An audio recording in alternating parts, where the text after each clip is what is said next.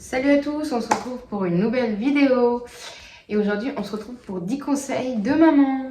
Voilà. N'hésite pas à t'abonner, à liker et à commenter si la vidéo te plaît. On va commencer par des conseils basiques, simples, pour moi, les élémentaires à avoir quand on a un enfant. À savoir et à reproduire quand on a un enfant. Donc, le premier conseil que je donnerai, c'est d'être à l'écoute de son enfant. Donc je mets à l'écoute et être à son rythme ensemble, donc en un seul.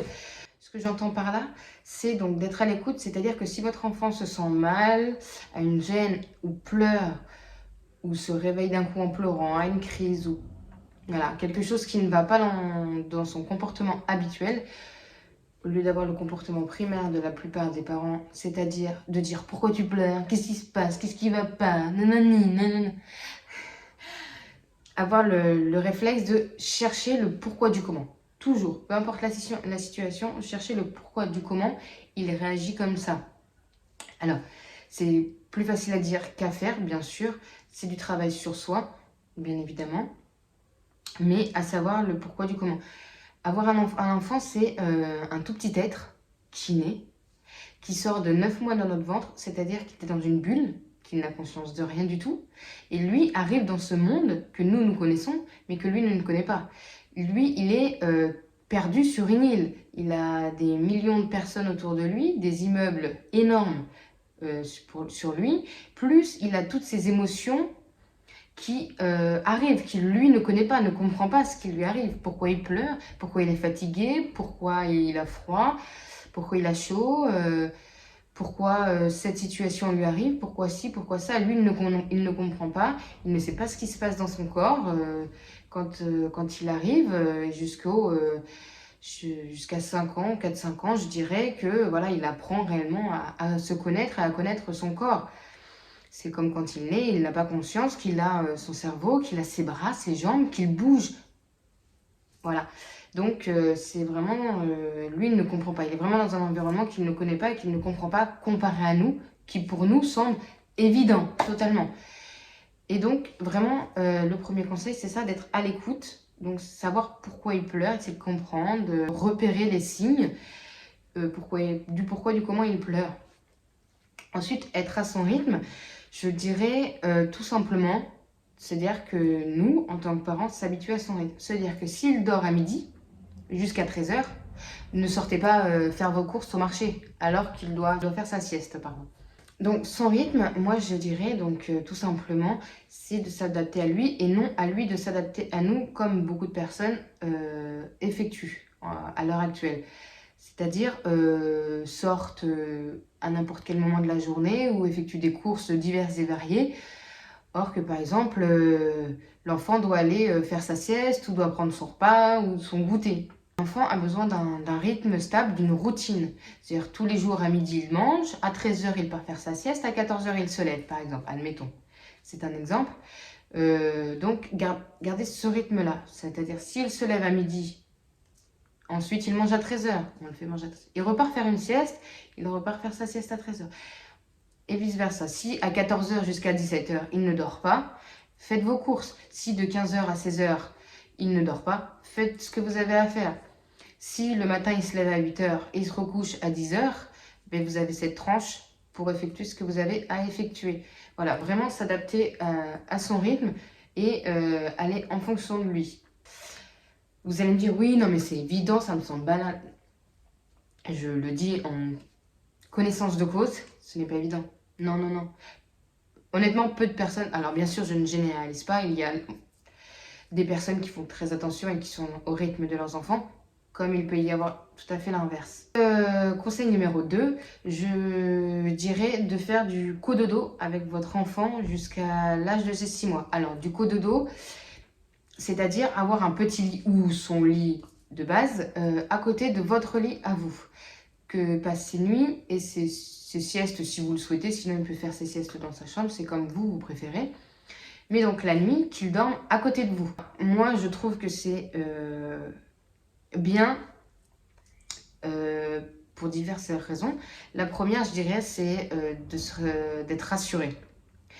vous en tant que parent, parce que vous êtes rassuré, parce que votre enfant dort à côté de vous. Donc, s'il se passe un problème, vous vous dites, c'est bon, je suis à côté. Donc, vous dormez déjà un peu plus sereinement. Et il passe quelque chose, vous allez entendre qu'il a quelque chose. Après, bien sûr, il y a sa chambre, il y a les babyphones et tout ça. Mais des fois, quand on est dans un sommeil profond, surtout quand on vient d'avoir un enfant, on est plutôt fatigué, que ce soit l'un des deux parents. Et des fois, on peut ne pas entendre la caméra dans l'immédiat ou ne pas entendre du tout. Par exemple, il est en train de tousser très légèrement ou d'avoir quelque chose qui le gêne. On peut ne pas l'entendre dans la caméra ou ne pas le voir ou autre. Et donc, c'est un moyen d'être rassuré pour vous en tant que parent. Et pour l'enfant, c'est être rassuré, être apaisé, se sentir bien. Parce que lui, il est à votre contact. Il sait qu'il est proche de vous, il sent votre odeur, il sait qu'il est dans la pièce avec vous. Donc lui a un sommeil plus serein et complètement plus apaisé pour passer sa nuit. Ce qui est très bon pour lui. Après, vous pouvez aussi dormir avec lui. C'est-à-dire vous êtes papa, maman et bébé avec vous dans le lit, bien sûr, tout en sécurité, sans que l'un ou l'autre l'écrase. Non, mais voilà, vraiment l'un ou l'autre. Après, vous n'êtes pas obligé de dormir avec lui toutes les nuits, vous n'êtes pas obligé de le faire, mais c'est quelque chose qui l'apaise aussi énormément. Et aussi, pour certaines mamans ou papas, voilà, c'est un petit bonus de l'avoir près de soi. Après, chacun fait comme il souhaite. Voilà. Pour le troisième conseil, je dirais d'interagir avec lui. C'est-à-dire, vous lui faites quelque chose, peu importe la chose, peu importe ce que c'est, lui dire. Par exemple, hop, je vais te faire à manger, là tu manges, on va manger, je vais te changer la couche, tu vas aller au lit. Voilà, peu importe l'action que vous faites, lui expliquer l'action que vous faites. Vraiment. Voilà, lui, ça l'aide, il comprend, il sait qu'il va se passer quelque chose. Et vous, en même temps, vous interagissez avec votre enfant, ce qui est un très bon point aussi.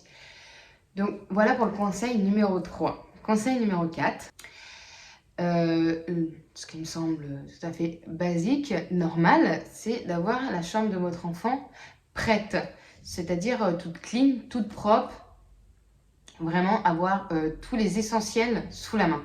Comme ça, quand vous rentrez de la maternité, vous savez que vous n'avez pas besoin de courir à droite à gauche avec votre enfant, parce qu'il est conseillé aussi d'éviter de trop sortir quand vous venez d'avoir votre enfant. Les premiers jours, d'éviter d'être trop à l'air libre. Donc d'avoir vraiment tout ce qu'il vous faut. Un vrai lit, je vais faire une petite parenthèse, un vrai lit, pas un lit parapluie. Maintenant, on peut trouver un lit à tout prix, hein, bien sûr, parce qu'un lit parapluie n'est pas du tout bon pour les bébés, pour dormir. C'est bien pour une nuit, pour dépanner chez mamie, chez Tata Paulette, mais pour y dormir tous les jours, c'est pas bon pour lui, ni bon pour son dos, voilà. Donc voilà, d'avoir lit, table à langer, commode, voilà, ce que vous voulez, d'avoir les essentiels et les produits dont vous avez besoin des premières nécessités dans les premiers mois de vie. Voilà, ce qui me semble pour le conseil numéro 4. Conseil numéro 5, en vue de la situation actuelle, je veux dire dans notre génération, qu'on est beaucoup sur les réseaux, sur le téléphone, et beaucoup de parents passent le téléphone avant leurs enfants. Alors, non pas qu'il faut complètement lâcher le téléphone, surtout si vous avez un commerce à faire tourner ou que vous êtes sur les réseaux ou autre. Vraiment, un conseil que je donnerais, c'est de poser son téléphone et profiter du moment. Vraiment profiter du moment que vous êtes en train de vivre. C'est les choses les plus simples, les meilleures. Et vous allez voir, c'est merveilleux de poser son téléphone et juste de jouer, de rigoler, de partager des moments de famille. Surtout que beaucoup sont en famille avec la crise actuelle. Donc honnêtement, poser le téléphone et passer des moments en famille, il n'y a rien de mieux. Et vous les garderez pour toujours. Prenez des petites photos, des petites vidéos, voilà. Mais c'est merveilleux. Donc voilà. Conseil numéro 6. Conseil numéro 6, ça c'est pour les mamans un peu psycho. Quand bébé dort, surveillez que bébé dort. Je sais que voilà, maintenant il existe beaucoup de choses pour éviter qu'il se passe quoi que ce soit. Mais c'est toujours un réconfort, un no stress de surveiller quand bébé fait ses siestes. Alors bien sûr, en pleine nuit, ne vous levez pas 3 fois dans la nuit pour surveiller qu'il dort, sauf si vous en avez envie, bien sûr. Mais quand il fait ses siestes, jetez un petit coup d'œil, voir qu'il respire bien, voir que tout va bien. Et toujours un plus, un bonus qui rassure. Et après aussi, n'évitez d'avoir 36 coussins et couvertures dans son lit. Ça aidera beaucoup. À la rigueur, vous pouvez mettre ce qui permet de ne pas avoir la tête plate, des petits coussins ergonomiques qui sont très bien pour débuter les premiers mois de vie de bébé. Voilà, mais évitez tous les coussins doudou dans son lit. De 1, lui, il s'en fiche, très clairement. Et de 2, ça lui permet que s'il bouge dans son lit, d'éviter d'être étouffé par un objet ou un autre. Voilà. Alors, conseil numéro 7. Le conseil numéro 7, c'est de réconforter bébé. Dès que, peu importe l'âge, hein, alors là, il n'y a pas d'âge limite, hein, il a 10 ans, vous réconfortez votre enfant. Non, mais réconfortez votre enfant dès qu'il pleure ou dès qu'il n'est pas bien. Ne pas juste dire, bon, ça va, c'est rien. Non, prenez un temps avec lui, parlez avec lui, dites-lui que ça va aller. Essayez de l'apaiser, de lui donner tout votre amour pour le réconforter. C'est pour lui une boule d'amour et une boule d'énergie énorme. Et vous, en tant que maman, mais ça vous rend heureuse de voir votre enfant bien. Donc de le réconforter un maximum et toujours que du positif. Voilà. Conseil numéro 8. Conseil numéro 8, je dirais que c'est plus pour les papas et les mamans. Puisque je conseille de relativiser, de respirer, de prendre du temps pour vous. Parce qu'avoir un enfant est énormément de pression, de stress, de fatigue. Et donc, les tensions sont vite présentes. Je vous conseille vraiment de prendre du temps pour vous, de relativiser. Même si c'est 5 minutes dans une journée pour boire un café, vous asseyez toute seule dans votre coin, vous prenez votre café, votre téléphone pendant 5 minutes. Ça vous fait toujours du bien, ça permet d'apaiser. Dès que vous n'êtes pas bien, si ça fait 20 minutes que bébé est en train d'hurler et que vous n'avez pas le réconforté, que vous sentez que ça commence à monter, vous mettez bébé en sécurité. Vous allez respirer 2 minutes, relativiser, décompresser, ou même aller demander à papa ou maman, peu importe, de prendre le relais afin que vous respiriez un petit peu. Mais sinon, vous posez bébé 2 minutes, il va pleurer, certes, mais au moins il est en sécurité et vous prenez 2 minutes pour respirer et vous revenez apaiser et vous réconfortez bébé qui devrait l'apaiser. Vous le prenez bien fort contre vous. Et si après, il n'est toujours pas calmé, essayez de voir ce qui ne va pas, tout simplement. Essayez de voir ce qui ne va pas, s'il continue de pleurer. Voilà, mais vraiment de souffler, c'est très très important. Voilà. Conseil numéro 9. C'est pas vraiment un conseil, mais c'est vraiment très important pour avoir un enfant. C'est-à-dire d'avoir un foyer stable. Ah, on va me dire, ah ouais, forcément. Mais il y a beaucoup de personnes qui font des enfants sans forcément avoir un foyer stable. Il y en a qui font des enfants parce que justement leur foyer n'est pas stable et qui se disent en ayant un enfant, ça va régler nos problèmes. Alors que pas du tout, avoir un enfant c'est tellement de stress, de fatigue, de tension, de pression qu'au final, à part aggraver votre foyer, après pour certains ça peut être réussi bien sûr, mais pour beaucoup ça peut aggraver énormément la construction du foyer, puisque c'est la pression, des tensions, vous n'êtes pas toujours d'accord avec comment l'un ou l'autre fonctionne, donc forcément il y a toujours des désaccords. Donc avoir un foyer stable et un foyer d'un minimum de durée. Voilà, c'est pas votre premier amour et vous dites je vais faire un enfant. En général, vous savez que vous allez vous séparer, vous allez avoir d'autres compagnons dans la vie. Donc voilà. Conseil 10. Alors, le conseil numéro 10, c'est les premiers mois de vie de petit bébé. Alors, les premiers mois de vie pour bébé, franchement, rester si possible. Alors après, avec ce qui se passe, c'est peut-être plus faisable qu'avant. Bien sûr, on ne sait pas combien de temps la pandémie va continuer. De rester les premiers mois de vie de bébé le plus longtemps possible avec lui. Si vous pouvez ne pas travailler les premiers mois de vie et de rester le plus souvent avec lui, c'est ce qu'il y a de mieux. Lui donner tout votre amour tous les jours, rester avec lui, être présent. Alors, il n'y a que du bénéfice pour lui. Lui, il grandira sereinement, apaisé. s'il a un foyer stable. Mais voilà, de rester le plus souvent avec lui, vraiment la meilleure des solutions qui existent.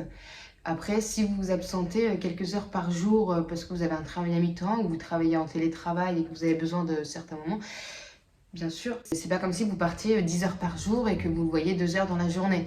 Il y a un minimum de marge.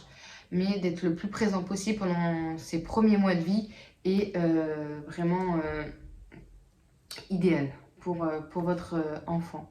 Voilà. J'espère que cette vidéo vous aura plu. On se retrouve très bientôt pour une nouvelle vidéo. Et je vous dis à bientôt!